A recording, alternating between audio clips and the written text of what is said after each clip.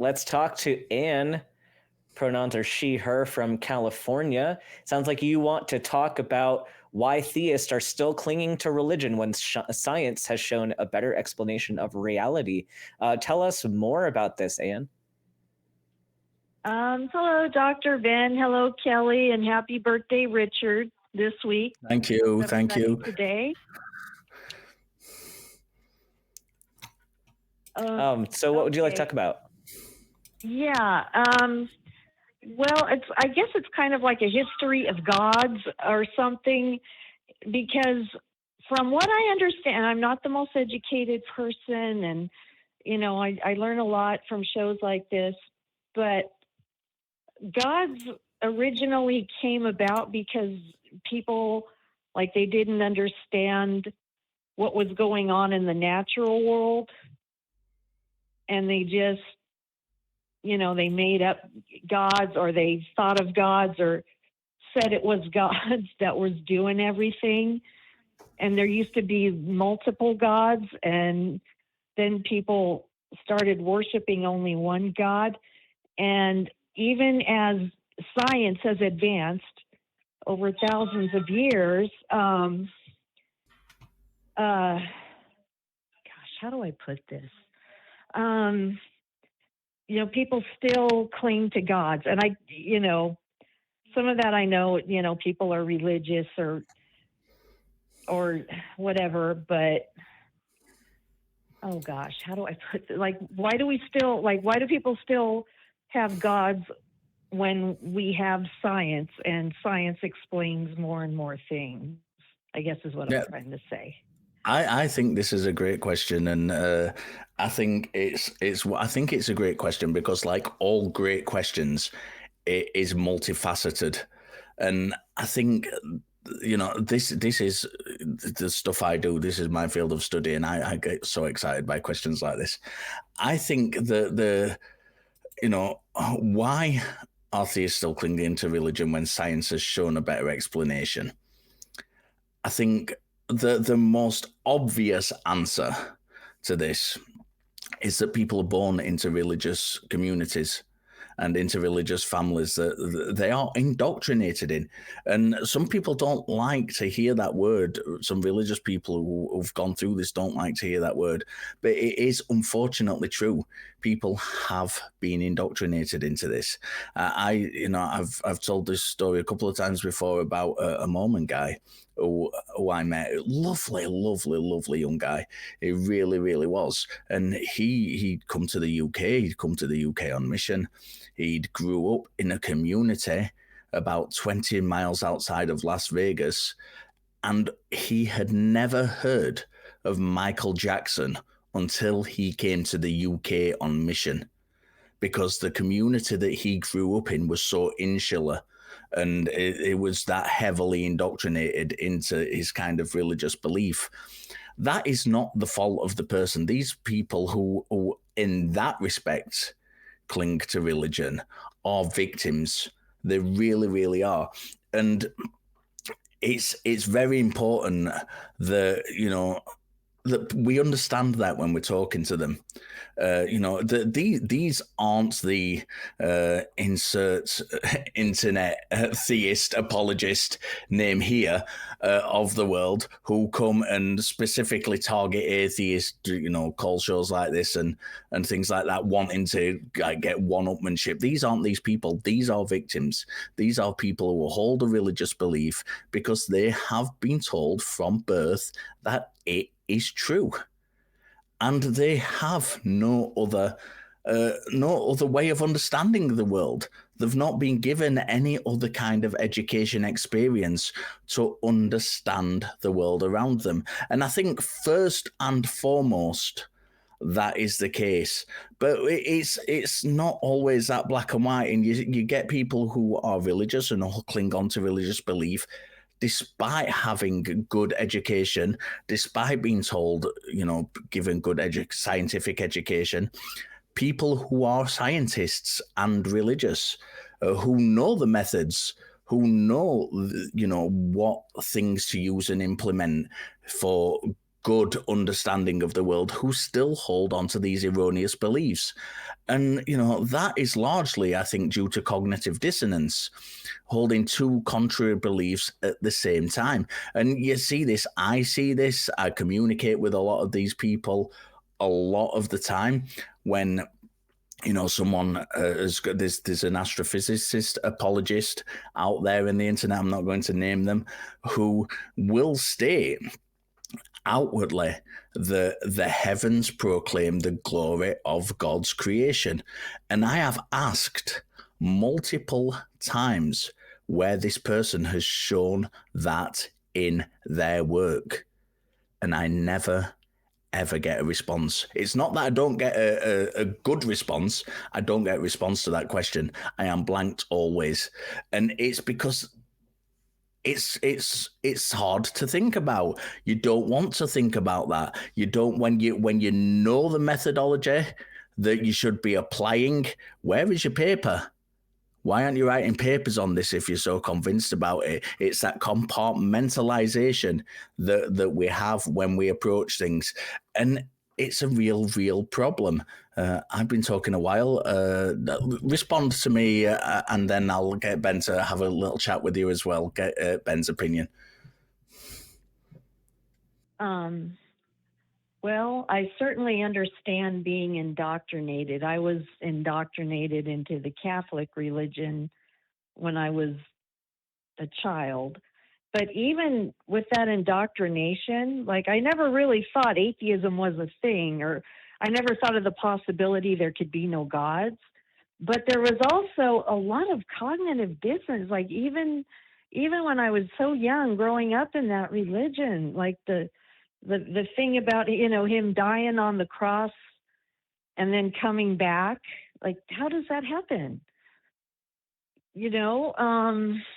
Just certain stories in the Bible that are whatever they were teaching us, that I'm like, okay, this is supposed to show that he's good, or I don't know. There was just, the Adam and Eve story didn't make any sense to me. Things like that, like even being indoctrinated in religion, there was just, I guess, certain things I couldn't get past. Like, I couldn't make myself understand them or something. I don't know. But I was also afraid to ask. I was also afraid to question. Yeah, I think a lot of this is kind of dependent on individuals' responses to cognitive dissonance. I know for me, once I got that dissonance, it was pretty easy for me to change my belief system, because I wanted to be honest with myself, and I would rather have a difficult truth than a comforting lie. But there are a lot of people that don't really know how to confront that cognitive dissonance, and whether it be they're stuck in a community that they are trying really hard not to leave, or whether it's just because they are unfamiliar with what the science is, or unfamiliar with the topics that they're trying to understand.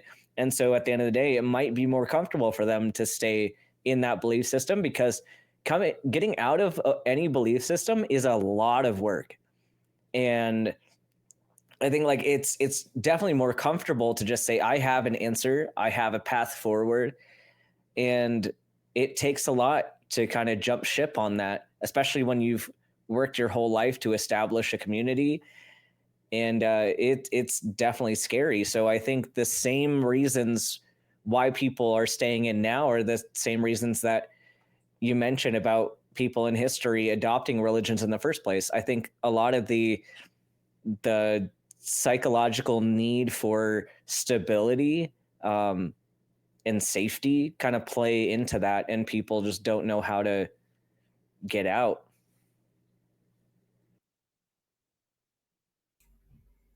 Yeah, I can understand that.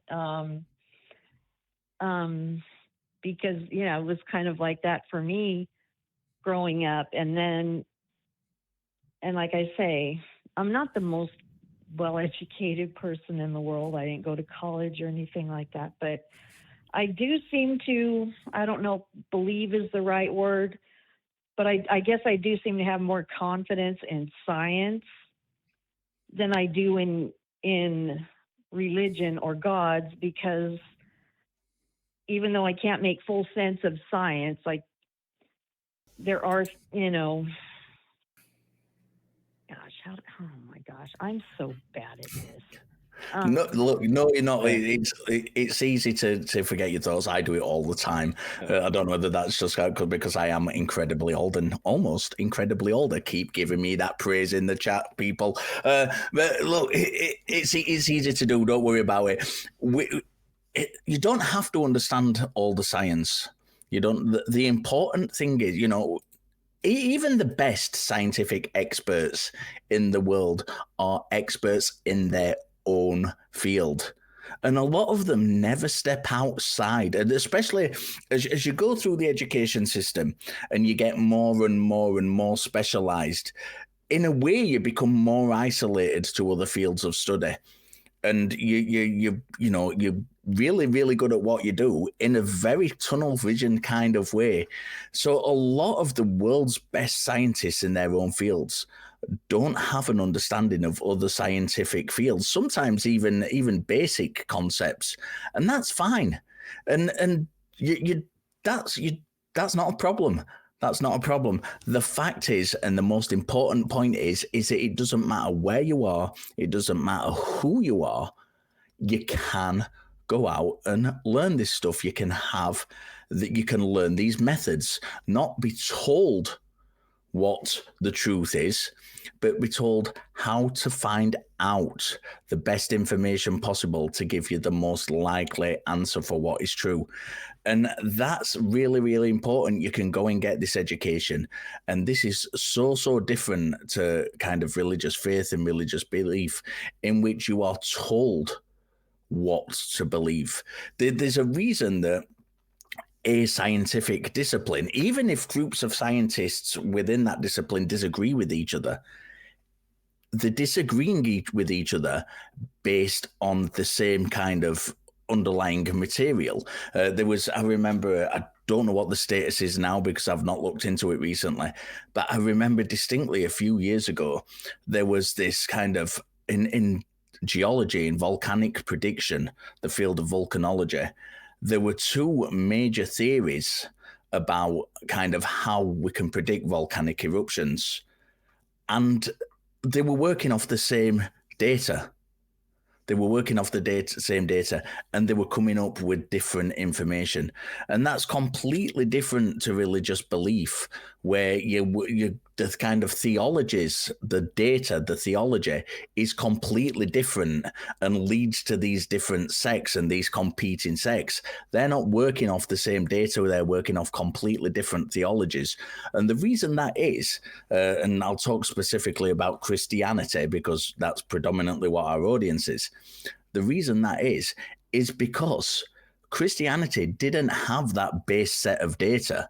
When Orthodox Christianity, and I use that term very, very strongly because all that means is when the people who were putting Christianity as we know it in the West together today, they considered themselves right, and the other people who didn't agree with them, they got the boot. And what was left, they called Orthodox, and that's all that means. That is literally all that means.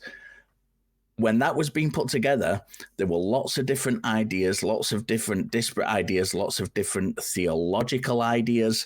The idea of, and I've spoken on the show about this many, many times, the idea of the Holy Spirit that the majority of Christians hold today was not an idea that the original Christian fathers, those people who were talking about the theology and putting the Bible as we know it together, it was a completely different idea of the Holy Spirit. It was a physical manifestation that came down, and it was the spirit of prophecy. And it was only because a particular bishop was misusing this prophecy that the other guys got together and said, that shouldn't be a primary source of Christian theology anymore because it can be misused. So let's kind of throw that aside. And over the centuries, it's taken on a completely different meaning. this is a difference. The data in science, even if scientists disagree, and which is a good thing, by the way, because that's how science progresses, that's what peer review is all about, the data in the science can be checked and measured by the people in that field, no matter where they are in the world, no matter what their particular personal opinions are on it. That data they're working from is the same and can be checked and measured. And that is why peer review works so well.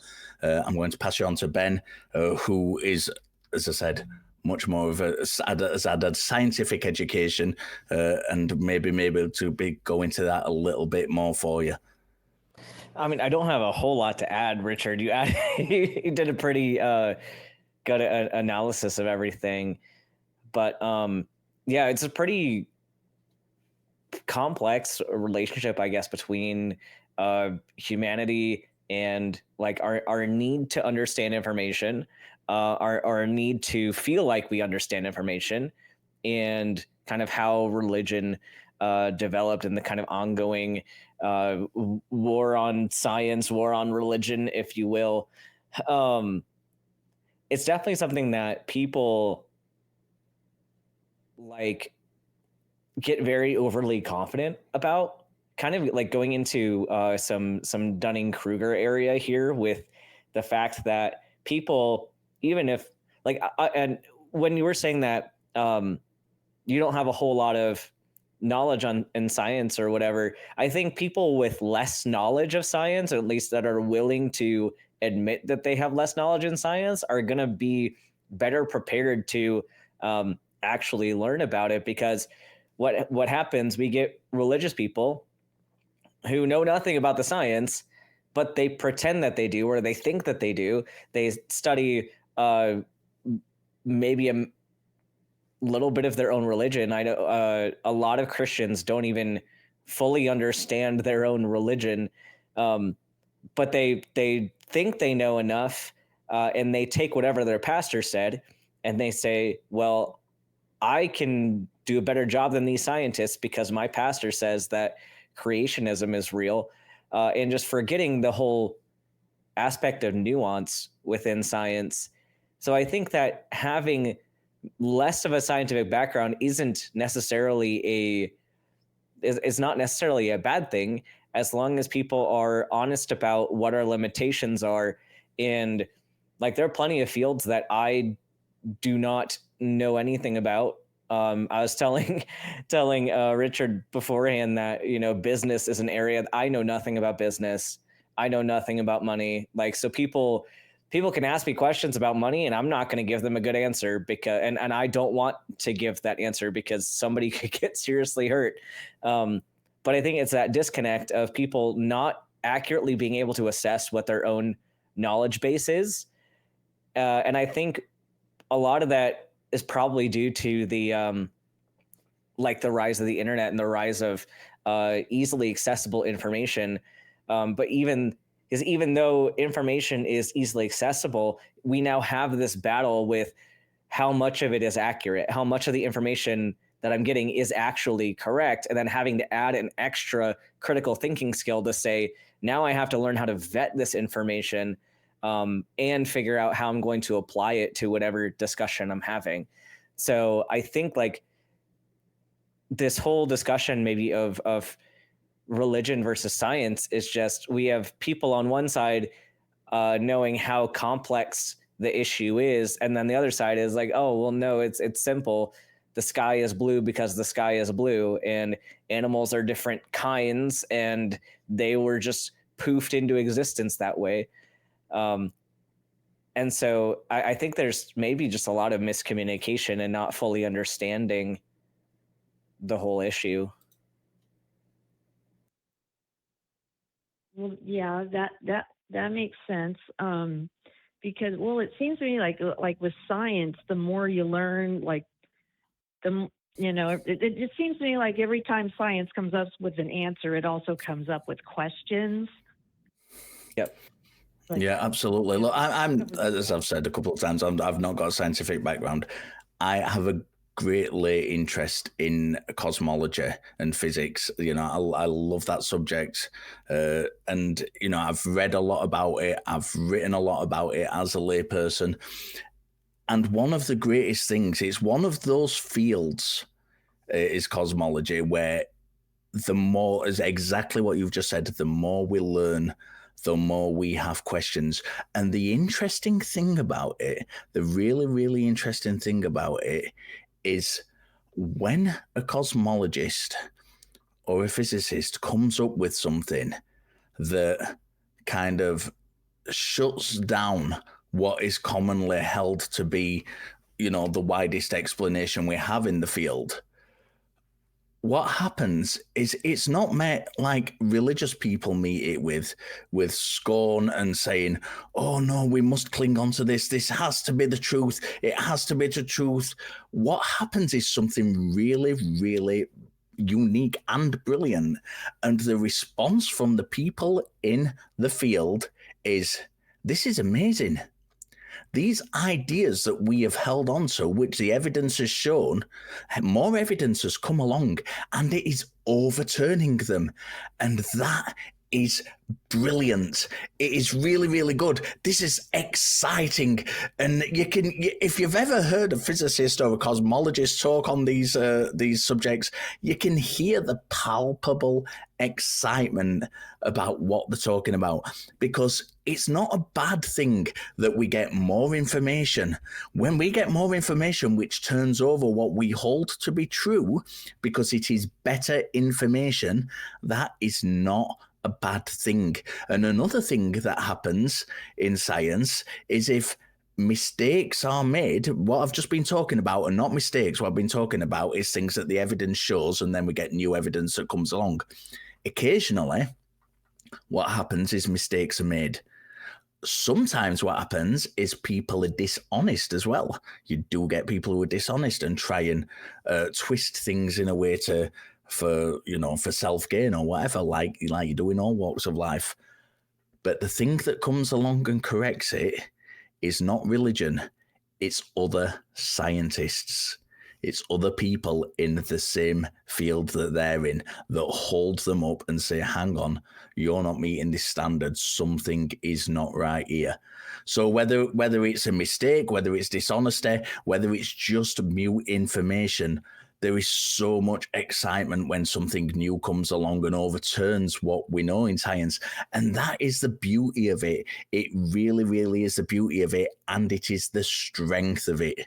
It really is. When we get this information, when we get, the Big Bang Theory, for example, is the currently held widest theory about how the universe began to exist. I suspect at some point in the future, because of all of the new information we're getting at the moment, and at the moment it is the currently held theory, I suspect at some point in the future, the Big Bang Theory will either be surpassed by something more subtle or overturned completely. And that is amazing. It is brilliant. Does it mean we shouldn't hold the Big Bang Theory to be true? No, because that's what the current evidence shows. So while that evidence is there, we should say, right, this is what the current evidence shows. This is the most likely explanation given the evidence we have. But if something does come along and overturns that, if something does come along and surpass that, that's not a bad thing. It's a brilliant thing. I love it. I love the whole thing. Give us a response, and let's. Me and Ben have been talking for ages. Let's have your thoughts for a little bit. Well, I actually like that when you make a new discovery in science, it opens up more questions, because it's just fun, so interesting to learn those things. And it's not like scientists are saying, okay, the Big Bang happened and that's it, no more, and we can all just go home and take a nap now. But I feel like religion, like they want absolutes. Like it was this way. God created the earth 6,000 years ago, and Adam and Eve were in, the Garden of Eden, and that's just it. And I've never heard of a fish turning into a monkey. I've heard someone say that before. on a show. It's, you know, like, Yeah. or if they don't believe in evolution, they're like, well, you know, if we evolved from monkeys, which I don't know, if that's really like the monkeys or apes, but we evolved from a monkey, then why is there still monkeys? And like, well, yeah. And I guess it's kind of like, well, what do you do from that point? You know, when someone believes like that. Yeah, I mean, we can't tar all religious people with the same brush. Not everybody is that level. Not everybody who is religious is a science denier. You know, there were lots of people. Yeah, of course, yeah. And I think this is why I said at the very beginning of this that this was such a brilliant question, and why it is so multifaceted, is because we have so many different reasons for why people believe. And, you know, people have cultural incentives to believe. They might not even be religious. They might not even be indoctrinated into religion when they're born into a religious family, but they might grow up in, you know, a Western culture. They might be from an Eastern tradition and grow up in a Western culture and be completely atheist, but return to kind of looking at their cultural roots later in life. All these things are real scenarios that happen, and people are persuaded by lots and lots of different things. You know, one of the biggest things I'm interested in is psychology and neurology, how the brain works, you know, which leans into my philosophy background, and how consciousness works, how the brain works, and all that good stuff, all that meaty good stuff. And when we learn about how, I think we need education on how the brain works. I think that is the most critical part of education we need, because I think that is a great point of interacting with overcoming these cultural biases, is learning how we make mistakes and being able to spot it in ourselves. You know, one of the biggest things I always put to people when I'm talking about consciousness is I make mistakes too. My brain makes mistakes. I mistake things for people that aren't there. I hear noises, voices that aren't there. I see shadows out of the corner of my eye, which I mistake for things that aren't the things that they are. And it happens. And this isn't me being some kind of weird or special. This is everybody's brain. This is how our brains work. They seek patterns. Our brain seek patterns. And when we're interpreting the world around us, we seek patterns. And there's no surprise whatsoever that if you go on, for example, a ghost hunting group, I used to be the resident skeptic in a ghost hunting group. And without exception, I have never been on a ghost hunt where it's not being held at night, it's not being held in an unfamiliar place. And these are all things that creep in to your brain and trick your brain into seeing things and hearing things and perceiving things that aren't actually happening. And it's that your brain works the same, whether it's in a familiar place or an unfamiliar place. But the way the brain works is it takes in information through your sense organs, through your eyes and your ears, etc. But it cross-references that with previous knowledge that we have. So we don't operate like video cameras. Our eyes aren't video cameras that just take everything in and we're assessing that now. It's always been cross-referenced with what we already hold.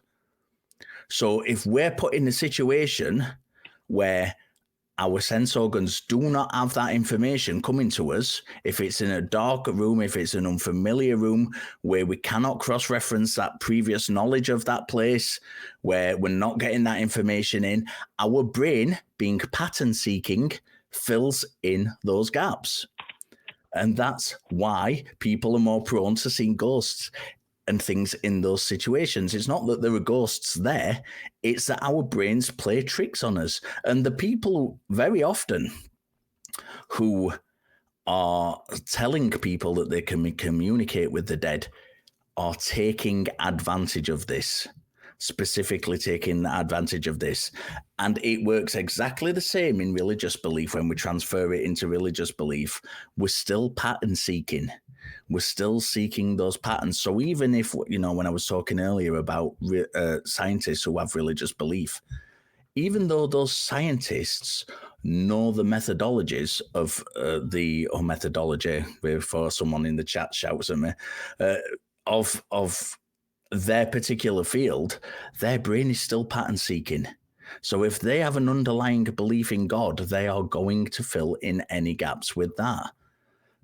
Ben, do you want to talk us a little bit through more about the biology of how that works, that process works? Yeah, I mean, without going in too much detail, I mean, even just keeping it in the relevant sphere here, like what Richard is saying, like it's important to recognize, like, yeah, we rely a lot on cross-referencing patterns that we see and relating things to prior knowledge and prior experiences. And when we don't have that, if we don't have the proper experience or foundational knowledge there, it's pretty easy for us to start making up shit because of whatever our intuition tells us. And this is how we get into some very sticky situations with religion, but also within pseudoscience, because if let's say you've been diagnosed with some chronic condition that is going to have a big impact on your life, but you don't understand the medical science related to that, but you want to believe that there is a way forward, that there's a way out of your situation. And so it's pretty easy for you to think, oh yeah, well, it would just make sense to me that these herbal remedies are going to work.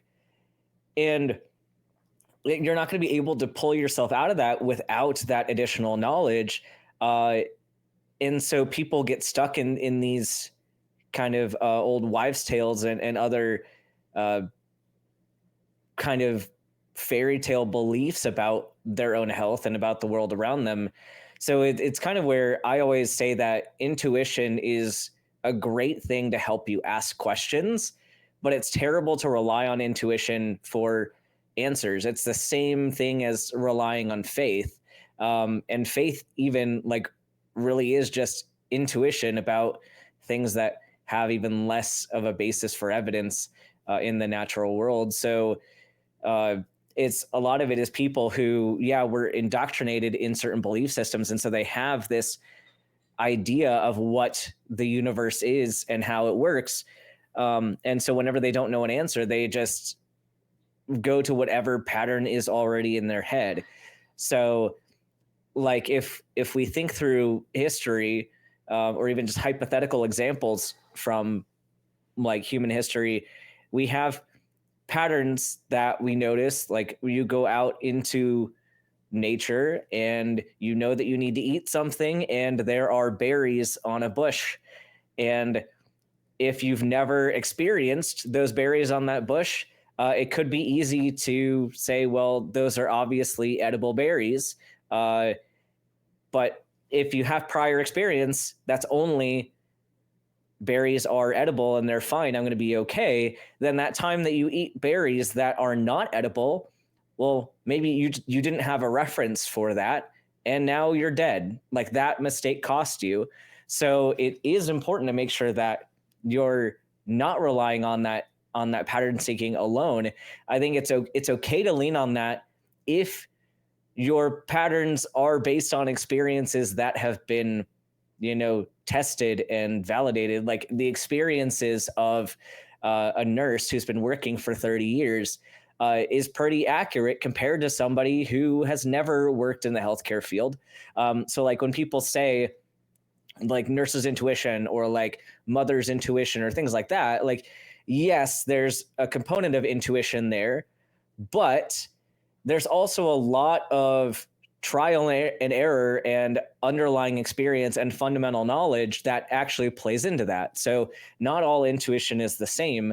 And it's important to think through scenarios when when we're looking at the world and say, okay, am I basing this on intuition, or do I actually have good evidence or good experience to back up why I'm thinking this way? Yeah, that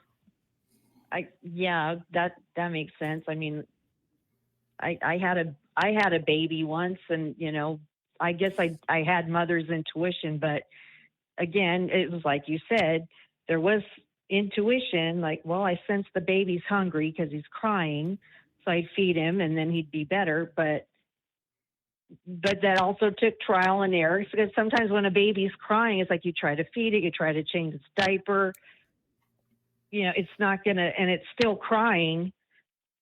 Like, you've used all the best information at your disposal, I suppose, and sometimes it's still not easy to figure out why the baby's crying, if that makes sense. Yeah, totally makes sense.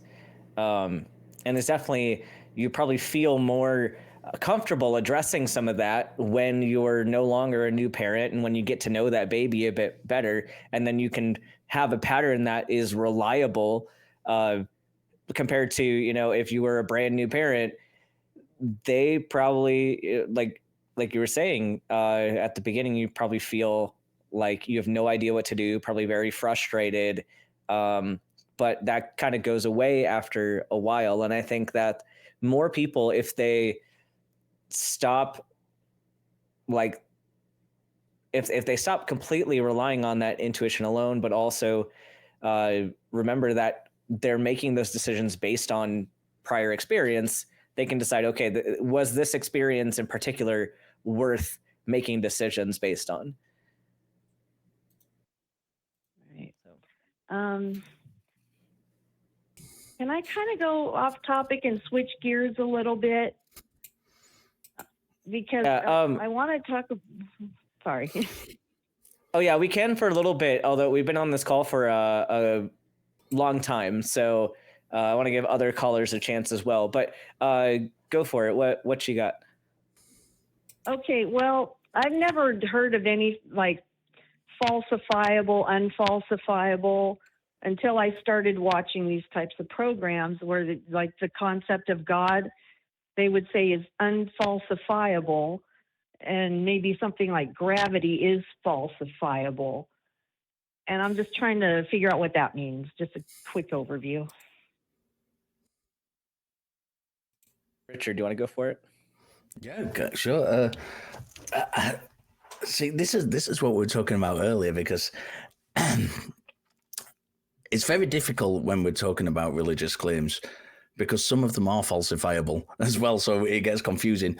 Essentially, what we're talking about is when something is falsifiable, we can test it. That's the black and white explanation of it. If something is unfalsifiable, so let's say, for example, if I tell you let's use the famous Bertrand Russell, there's a teapot orbiting Mars, and we can't test that claim. So I've made an unfalsifiable claim, because there's no way to test that. I mean, in this day and age, there probably is, but when Bertrand Russell made that claim, we couldn't falsify that. So if we're saying something like we have a creator that exists outside of time, space, and when we understand what that means, because what that actually means is outside of reality, when we're saying there is a God that exists outside of reality, there is no way we can test that claim. It's simply not possible to do. Therefore, it is an unfalsifiable claim. Whereas if we say Richard is holding this cup right here in his hand, that is a falsifiable claim. It is something that can be tested, and that is the long and short of what that means. It gets sticky because some religious claims can be falsified. For example, people might say the city of which is mentioned in the Bible, is a city that existed, which is, it is a claim we can go out and test. So that claim is, even though it's a religious claim, is a falsifiable claim.